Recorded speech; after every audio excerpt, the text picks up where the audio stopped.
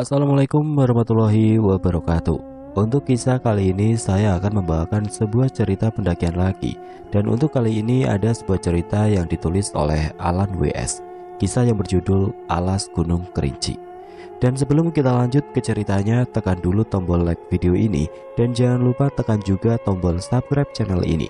Dan nyalakan juga lonceng notifikasinya agar tidak ketinggalan cerita-cerita lainnya dari channel ini.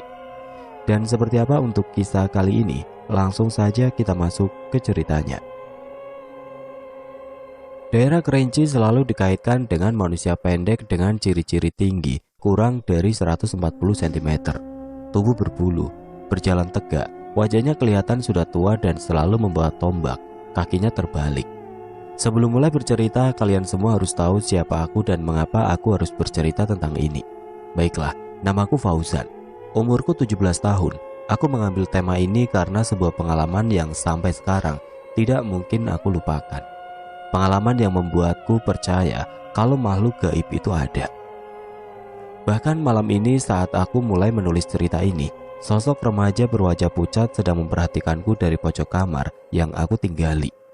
Di kamar mungil itulah, aku sering menyendiri, menghabiskan waktu bersama laptop dan cerita-cerita imajinasiku. Sosok laki-laki remaja yang perawakannya tampan dan manis itu tetap mengawasi aku dari pojok kamar. Tepatnya di satu kursi yang sengaja aku sediakan untuk dia duduk setiap kali datang. Sesekali aku menoleh ke arahnya, lalu kembali melanjutkan menulis naskah novel yang terbengkalai beberapa hari ini. Karena ada tetangga yang meninggal dan tentunya aku harus turut berbelasungkawa. Malam semakin larut. Aku melihat jam yang ada di layar laptop. Ternyata jam sudah menunjukkan pukul setengah 12 malam. Pantas saja mataku sudah berat untuk dibuka. Dengan menekal tombol shutdown, aku mengakhiri ceritaku untuk malam ini. Lalu bergegas menuju kamar mandi untuk mencuci muka dengan sabun pembersih wajah. Setelah itu aku keluar dan bergegas tidur. Kok air kerannya hidup sendiri? Tanyaku dalam hati. Aku kembali ke kamar mandi untuk menutup keran yang tiba-tiba terbuka dengan sendirinya. Perlahan aku membuka pintu. Terlihat dengan jelas kalau laki-laki berwajah mayat yang tadi di kamar sekarang ada di kamar mandi. Oh Tuhan, dia lagi. Ucapku lirih antara takut dan kesal. Kalian semua pasti ingin tahu siapa laki-laki berwajah mayat yang sering hilang dan datang tiba-tiba. Aku dan dia sudah seperti sahabat. Ya, lebih tepatnya aku bersahabat dengan makhluk gaib. Dia masih tampak memainkan air keran yang ada di dalam kamar mandiku. Biasanya kalau dia berbuat aneh seperti itu, ada yang ingin disampaikan kepadaku. Tapi apa? Aku berusaha mendekat dengan langkah yang berderap pelan. Gemercik air keran begitu berisik. Sesekali terdengar dia bernyanyi dengan nada yang begitu menyeramkan. Biar lebih enak, aku akan beritahu siapa namanya. Namanya Eyat. Perubahanku dengan perubahannya sama. Sampai kini aku duduk di bangku SMA. Dialah yang selalu setia menjadi teman baikku. Anehnya hanya aku yang bisa melihat sosok Eyat. Eyat, kamu kenapa? Tanyaku datar. Wajahnya yang pucat dan tanpa senyum itu terlihat jelas dari pantulan cermin kamar mandi. Kebetulan posisinya membelakangiku, sehingga dapat melihat raut wajah datarnya yang pucat seperti jenazah. Keran air terus ia mainkan. Kadang mati, terkadang juga hidup. Sepertinya Eyat ingin mengajakku bercerita lagi. Tapi sudah malam, aku harus tidur karena besok ada ulangan di sekolah. Maaf teman, aku harus tidur. Besok aja kalau ingin bercerita lagi, kataku sambil berlalu keluar dari kamar mandi. Namun belum sempat aku keluar, tiba-tiba pintu kamar mandi yang tadinya terbuka kini tiba-tiba tertutup. Sehingga membuat aku terkejut, bahkan hampir berteriak kaget. Eyat, tolong! Aku sudah ngantuk, aku harus tidur. Aku besok ada ulangan di sekolah, kataku. Sosok Eyat menghilang bagaikan ditelan bumi. Aku berusaha membuka pintu kamar mandi, namun ternyata pintu kamar mandi terkunci dari luar. Aku tahu ini pasti ulahnya Eyat. Kalau kamu gak mau bukain pintunya, aku berjanji tidak mau berteman lagi. Tidak lama pintu kamar mandi sudah terbuka dengan sendirinya. Aku langsung keluar dan melihat Eyat sedang memainkan laptopku. Kamu tulis aja di situ, besok aku baca. Malam ini tolong jangan ganggu aku, ucapku dengan bergegas naik ke tempat tidur dan terlelap dalam malam yang sunyi mencekam. Pagi indah sudah bersinar kembali membiaskan cahayanya, menghilangkan titik-titik embun yang melekat di jendela kamar. Tak tak tak. Suara ketukan pintu dari luar kamar. "Fauzan, bangun sayang, sudah pagi. Katanya kamu hari ini ada ulangan di sekolah," ucap ibuku. Langsung membuatku terbangun dan menuju kamar mandi untuk membersihkan badan. Namun sebelumnya aku menjawab panggilannya terlebih dahulu. "Iya bu, Fauzan sudah bangun," jawabku sambil mengambil handuk yang tergantung, lalu masuk kamar mandi. Aku melepas semua bajuku, hingga yang tersisa hanya boxer bermotif gambar-gambar kelinci. Dinginnya pagi itu semakin terasa di saat air mulai mengenai seluruh tubuhku. Agar lebih bersih, aku selalu mandi memakai sabun. Busa sabun sudah memenuhi tubuhku hingga masuk ke dalam mata yang terasa begitu pedih. Aku meraba-raba gayung yang barusan aku letakkan di bibir bak mandi, namun kedua tanganku tidak mendapatkannya. "Seingatku tadi aku meletakkan gayung di sini kok, sekarang nggak ada," ucapku sambil terus meraba mencari keberadaan gayung. Satu tanganku mengusap-ngusap mata yang semakin terasa perih karena kemasukan busa sabun, sedangkan yang satunya lagi masih berusaha keras mencari. "Apa mungkin jatuh ya?" tanyaku sembari meraba-raba lantai kamar mandi. Tanganku terhenti di saat menyentuh sesuatu. Ya, yang aku sentuh adalah kaki Eyat yang berdiri tegap di hadapanku sambil memberikan gayung yang sedari tadi aku cari. Tanpa pikir panjang, aku mengguyur tubuhku dengan air sehingga busa yang membuat mataku pedih sudah habis dibawa oleh air menuju tempat pembuangan. Kini aku dapat melihat dengan jelas. "Eyat," ucapku sambil cengengukan mencari keberadaannya. "Tadi sepertinya ada Eyat," ucapku lirih sambil memasang handuk yang tergantung di tempat gantungan handuk. Setelah selesai mandi, aku langsung memakai seragam putih abu-abu dan berlalu turun menemui ayah dan ibu di meja makan. Terlihat ayah dan ibu sudah lama menunggu aku turun dari kamar yang berada di lantai atas. "Pagi ayah, ibu, Fauzan langsung berangkat saja ya. Soalnya pagi ini Fauzan ada tugas mendadak di sekolah yang belum Fauzan kerjakan," kataku sambil mengambil sehelai roti yang berada di atas meja makan. "Kamu mau nyontek?" tebak ibu. Aku hanya meringis sambil menggaruk-garuk rambut ikal keturunan ayah. "Seharusnya kamu kerjakan PR tadi malam, bukan malah nyontek di sekolah." "Fauzan lupa," jawabku pendek. Kali ini sambil memasukkan 2 helai roti ke dalam tas untuk bekal di perjalanan. Lupa. Kamu sama ayah sama saja, suka lupa," ucap ibu sedikit kesal. "Tapi kalau dengan kamu, aku tidak akan lupa." Ayah menggoda ibu yang menggembungkan pipinya. Karena tidak ingin mengganggu keromantisan mereka, aku pun berpamitan untuk segera berangkat ke sekolah. Namun baru saja sampai di halaman sekolah, aku baru ingat kalau ayah dan ibu belum memberiku uang saku. Dengan cepat aku pun kembali masuk ke dalam rumah dan menodong mereka berdua, seperti pagi-pagi hari biasanya. Aku melaju dengan mobil mewah berwarna putih telur. Tanganku memutar volume tip yang ada di bagian depan mobil. Dengan kencang terdengar musik cem-ceman. Suara pas-pasan yang dibalut dengan gemerencing suara petikan gitar ukulele. Mulutku mengikuti bait-bait lagu, sedangkan kepalaku mengangguk-angguk mengikuti irama dentuman musik. Sedangkan mataku terus fokus memperhatikan jalanan menuju sekolah SMA terbaik di Jakarta. Tidak lama kemudian mobil mewah pemberian ayah yang aku bawa sudah berhenti di halaman sekolah. Dari kejauhan terlihat Fatan dan Boma sudah menantiku di bangku sekolah yang berada di teras. "Itu Fauzan," ucap Fatan sambil menuju ke arahku yang baru saja turun dari mobil.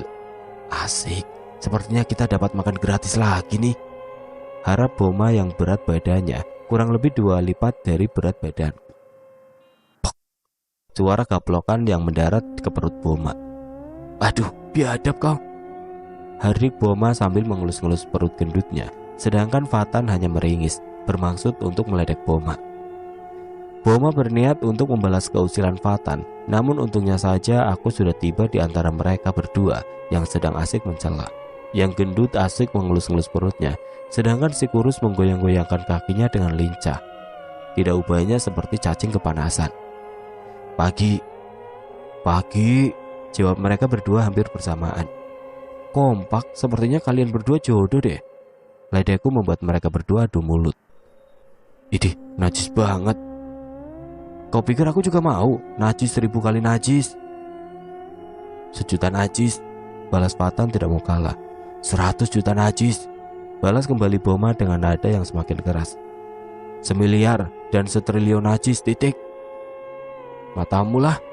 Boma mulai terlihat emosi. Parutmu lah, balas Fatan meledek perut gedutnya Boma.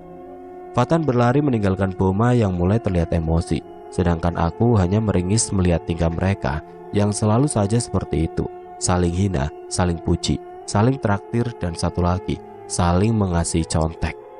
Kebetulan di antara kami bertiga yang paling pintar adalah si gendut alias si Boma. Woi, kalian berdua malah berantem. Sudah siap PR ekonomi belum?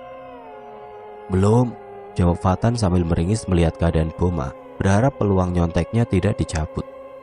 Apa? Lihat-lihat. Kau kira aku mau ngasih tahu PR ku sama kau? Tidak bakalan. Sampai kiamat pun aku ogah memberitahu. Ancam Boma sambil menggembungkan pipinya.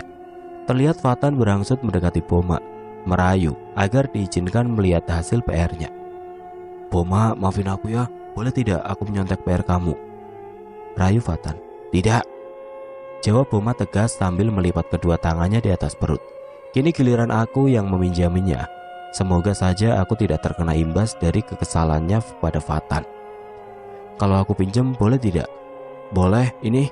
Jawab Boma sambil memberikan buku PR-nya kepada aku. Tunggu dulu, jangan kasih tahu dia. Boma memberi syarat kepada aku agar tidak memberitahu isi dari dalam buku itu kepada Fatan. Terlihat Fatan memasang wajah ibahnya. Ia berharap kalau Boma akan mencabut ucapannya tadi. Hanya Boma yang bisa menyelamatkannya dari hukuman Pak Dadang, si guru Kyler.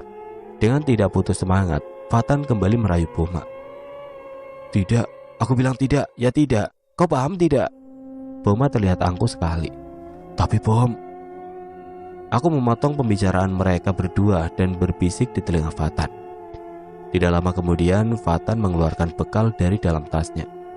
Ini untuk kamu. Fatan memberikan bekalnya pada Boma yang masih menggembungkan pipinya. Beneran, ini untuk aku, jawab Boma dengan cepat mengambil kotak bekal yang ada di tangan Fatan. Tapi aku boleh lihat PR-nya kan? Fatan berusaha merayu lagi.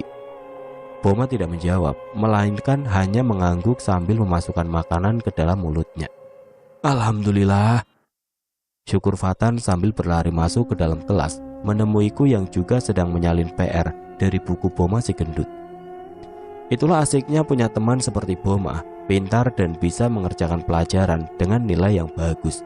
Bahkan dia dapat julukan dariku juga, Fatan, Boma si otak double. Mengapa kami bilang seperti itu? Karena otaknya ada di dua tempat, di kepala dan di perut gendutnya. Setelah selesai menyalin semua apa yang ada di dalam buku PR-nya Boma, Fatan mengembalikannya kepada Boma. Tapi lagi-lagi Boma dibuat kesal oleh Fatan. Terima kasih ya, ucap Fatan. Iya, jawab Boma datar kekenyangan. Fatan mendekat ke arah Boma dan menyentuh perutnya sambil berkata, pantas kamu pintar, otaknya ada 2. Maksudnya? Tanya Boma tidak paham. Otak kamu ada 2, 1 di kepala, 1 lagi ada di perut gendut. Berdebah, ucap Boma kesal, sedangkan Fatan menghindar dari amukan Boma si gajah bengkak. Jangan lupa, kembalikan tempat bekalku, teriak Fatan dari kejauhan agar terdengar oleh Boma. Iya, nanti sekalian aku belikan otak-otak di gerbang sekolah, jawab Boma. Bunyi bel masuk berdering di penjuru sekolah. Semua murid berhamburan masuk ke dalam kelas, termasuk Boma. Tidak sepertiku dan Fatan yang sudah lebih awal tiba di dalam kelas.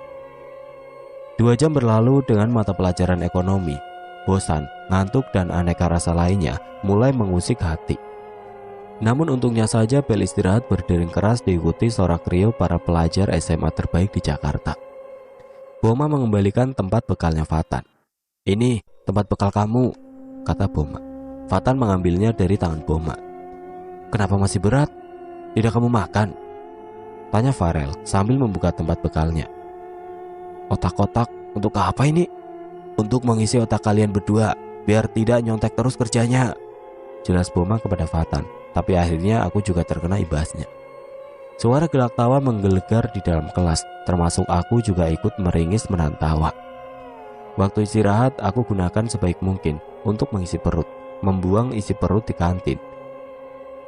ataupun hanya duduk-duduk malas di taman. Aku, Fatan, dan Boma nongkrong di tempat biasa, yaitu kantin pojok sekolahan yang baunya sangat menyengat sekali.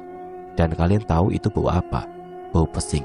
Karena siswa putra sangat suka sekali buang air kecil di tembok pembatas antara kantin belakang dan kelas. Termasuk Fatan yang sering sembarangan nyemprot. Padahal di tembok tersebut terdapat tulisan dilarang kencing, malah dikencingin tulisannya. Emang bangsat, siswa gak punya otak. Pantesan saja sekarang banyak pedagang otak-otak bertebaran di muka bumi ini. Otak mereka sudah dijual dan ditukar sama film-film porno, obat-obatan terlarang, dan si putih berkepala merah alias rokok. Mau kemana? Tanyaku kepada Fatan. Nyetor, jawabnya sambil menurunkan resleting celana putih abu-abunya. Dasar otak sange, ardik Boma. Fatan hanya memperlihatkan tampang masa bodohnya sehingga membuat Boma kembali kesal. Sabar, jangan marah-marah terus, nanti kamu bisa darah tinggi.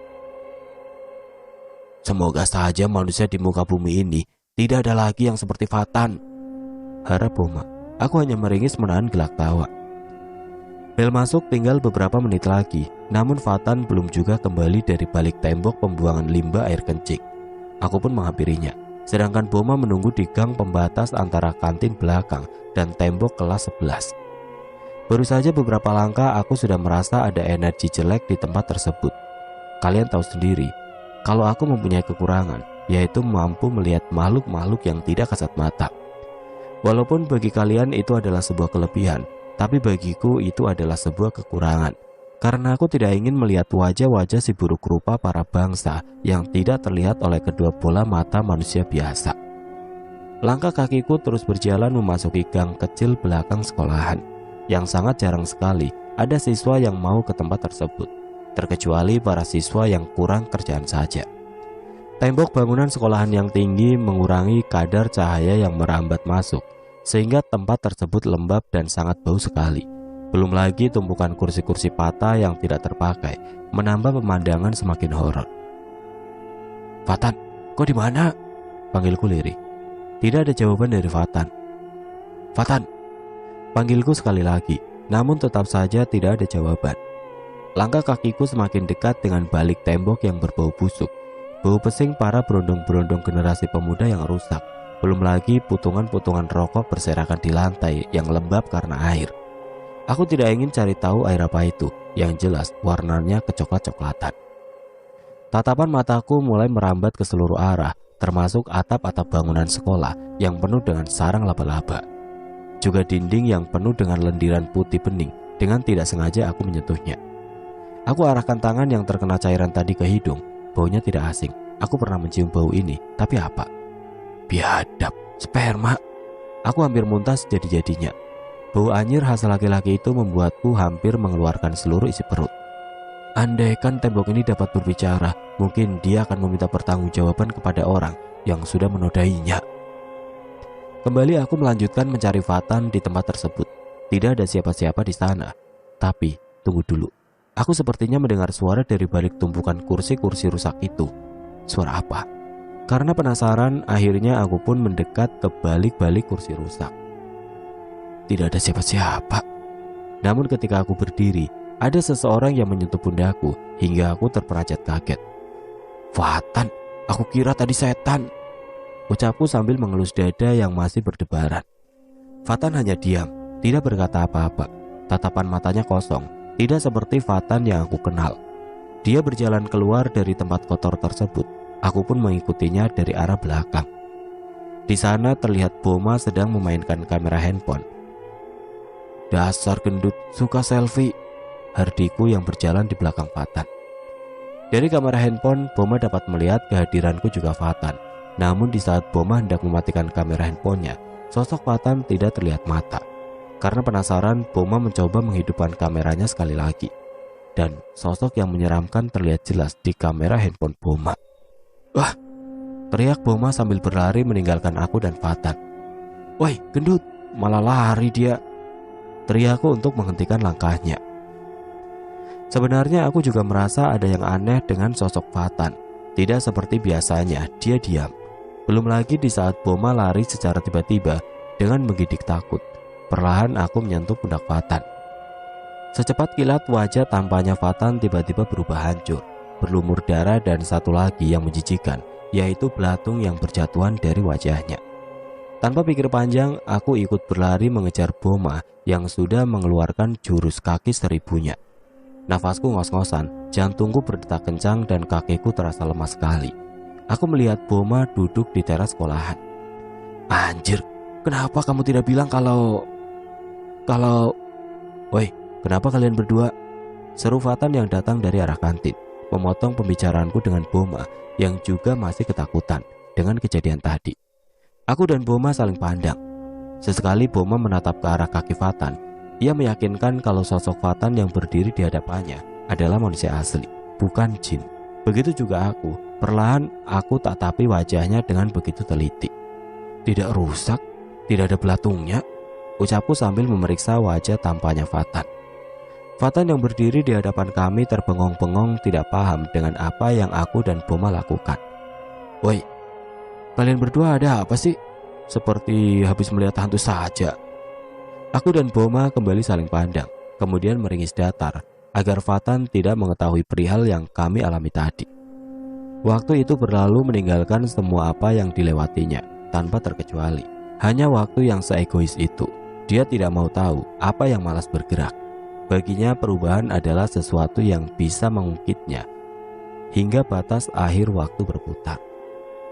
Bel pulang berdering keras disertai sorak riau para siswa bandel yang sudah merindukan rumah atau bahkan merindukan bermain. Seperti aku, Boma, dan Fatan saat ini. Kami bertiga tidak langsung pulang, melainkan berkeliling dan menuju tempat tongkrongan. Mobil yang kami naiki melaju begitu kencang sekali menerobos ibu kota Jakarta. Kebetulan Jakarta tidak macet, apalagi wilayah Palmerah. Sama saja, macet juga. Baru juga dipuji, dasar ibu kota yang keras. Nyesel aku memujimu. Brengsek, macet lagi, ucap Fatan sambil membanting pukulannya di atas setir. Aku sedikit melengos ke arah jalan, sedangkan Boma duduk di belakang, asik mengunyah makanan ringan yang dibelinya tadi di sekolahan. Sabar saja, seperti tidak tahu ibu kota kamu ini, kata Boma yang duduk manis di belakang. Andai bisa aku ganti ibu kota ini dengan ibuku, maka akan ku ganti saja, biar tidak macet terus. Seru Fatan sambil menoleh ke belakang, tempat di mana Boma duduk.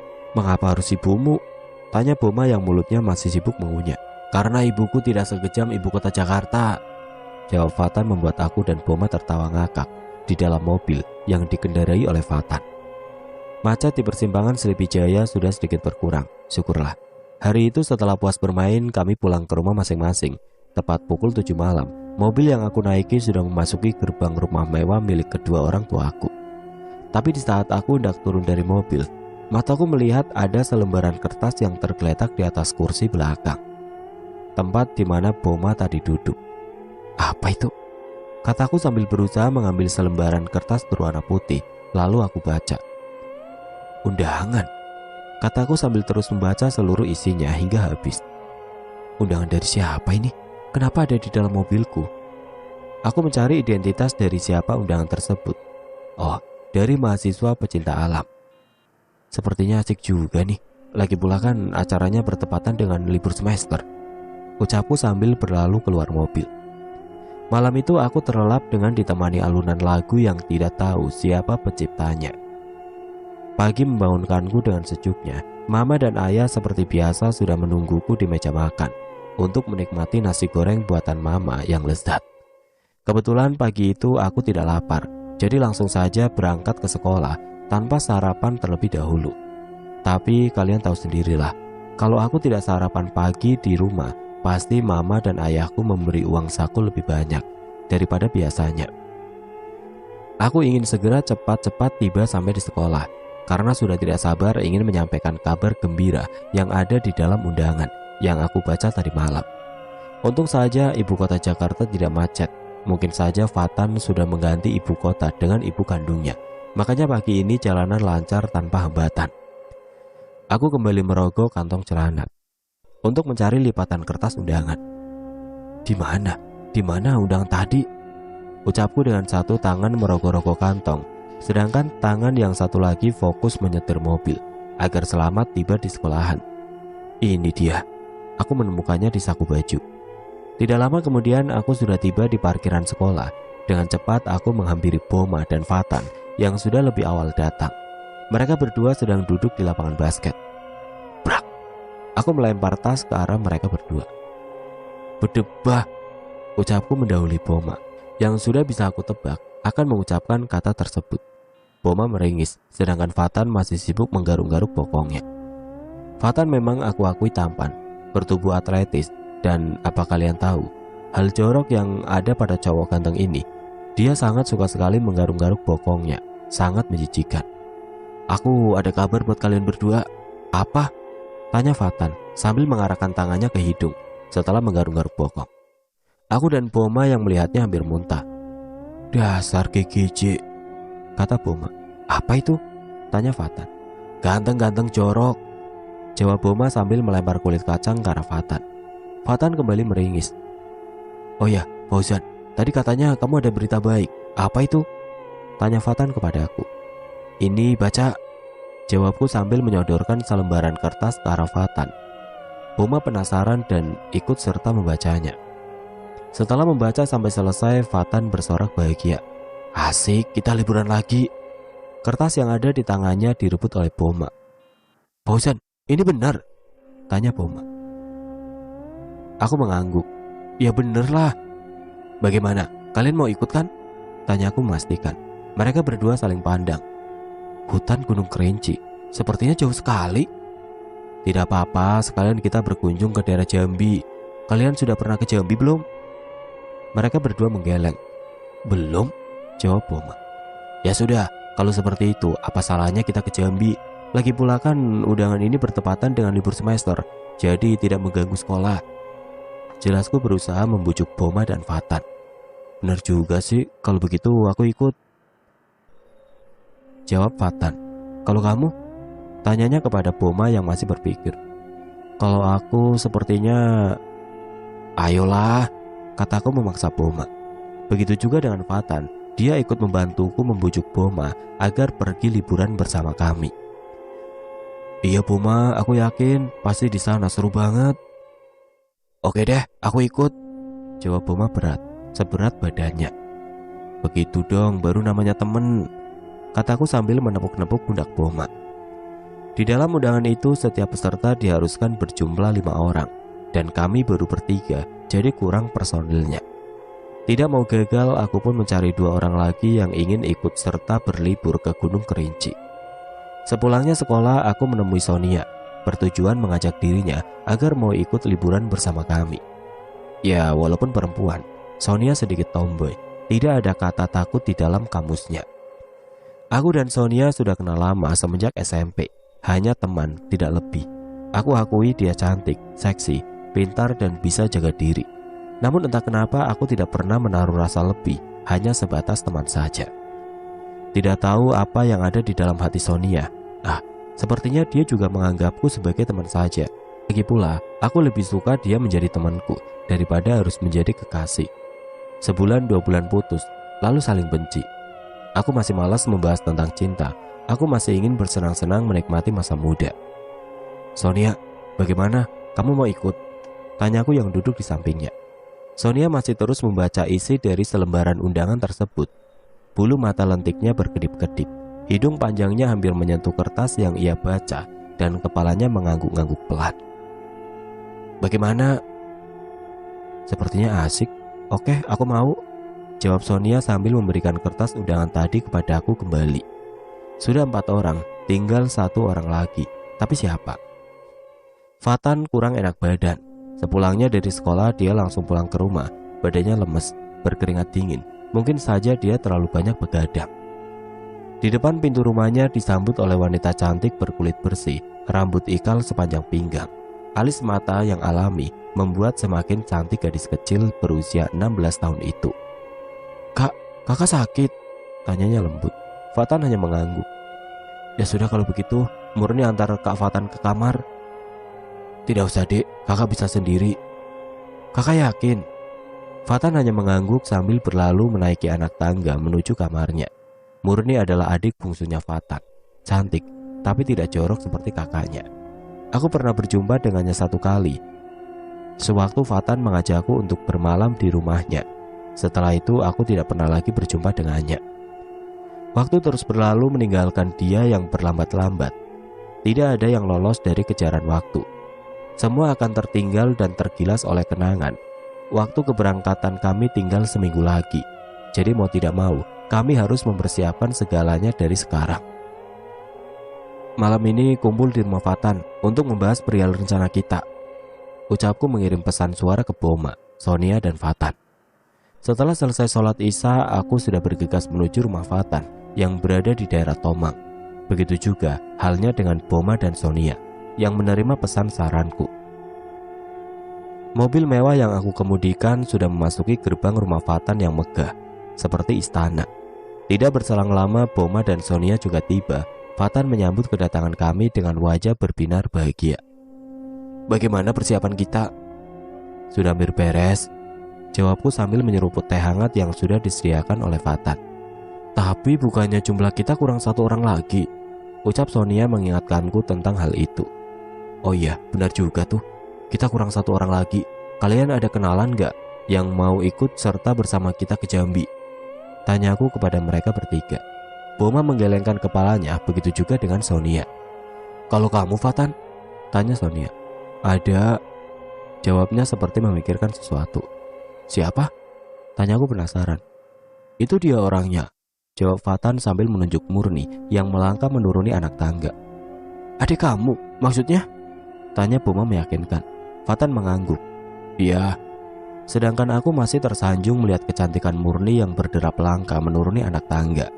Rambut panjangnya yang menyentuh pinggang tergerai dihempas angin-angin nakal.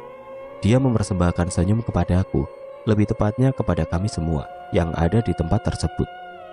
Manis sekali senyumannya, cantik dan anggun lenggak-lenggok jalannya, serta lembut tutur katanya. Tidak salah jika kedua orang tuanya memberi nama Murni, menandakan kemurnian ciptaan Allah yang ada di dalam rumah Fatan. Malam semuanya, Murni menyapa kami yang sedang duduk berdiskusi. Malam, jawabku antara sadar dan tidak. Otakku masih terpesona oleh kecantikan Murni. Bahkan tidak ingin rasanya aku berkedip menyia-nyiakan kecantikan tersebut. Karena kita sudah genap 5 orang, rencana kita selanjutnya apa?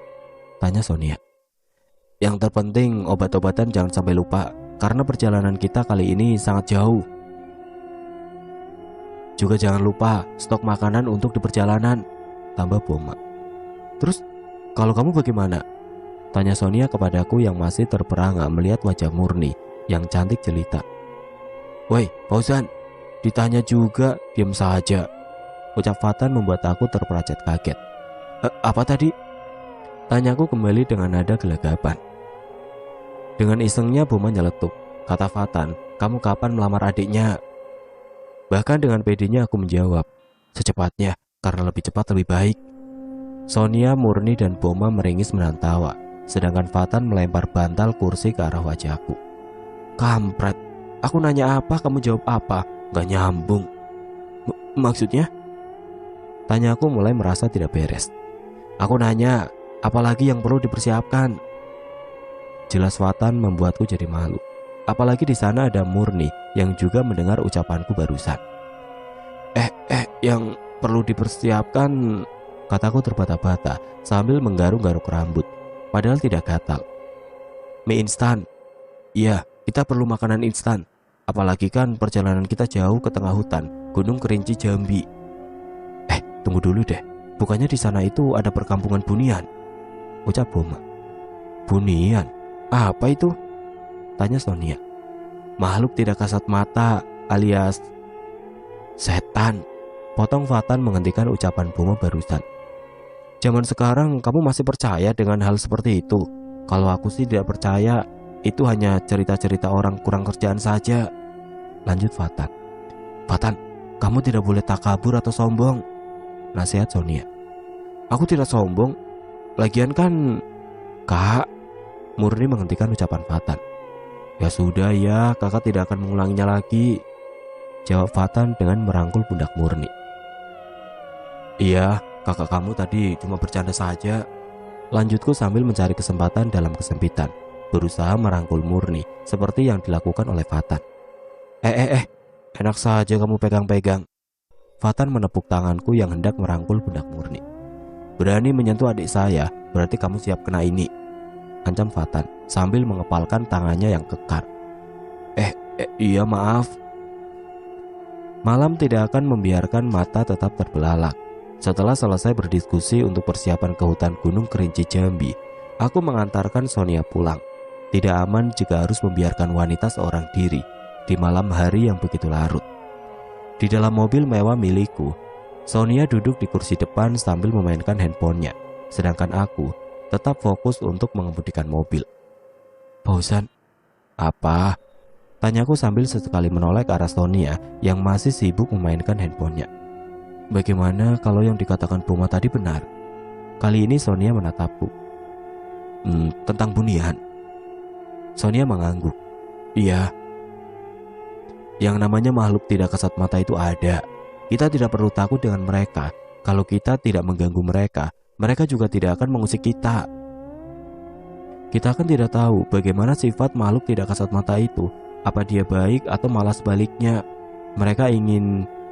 Tiba-tiba saja aku mengerem dengan begitu cakram. Ada apa Fauzan? Aku masih tidak percaya dengan apa yang tengah aku lihat barusan. Segerombolan orang sedang berjalan melintasi zebra cross. Kira-kira ada 10 orang. Tapi siapa mereka? Sebagian dari yang wanita memakai kebaya dan selendang yang menutupi separuh rambut mereka.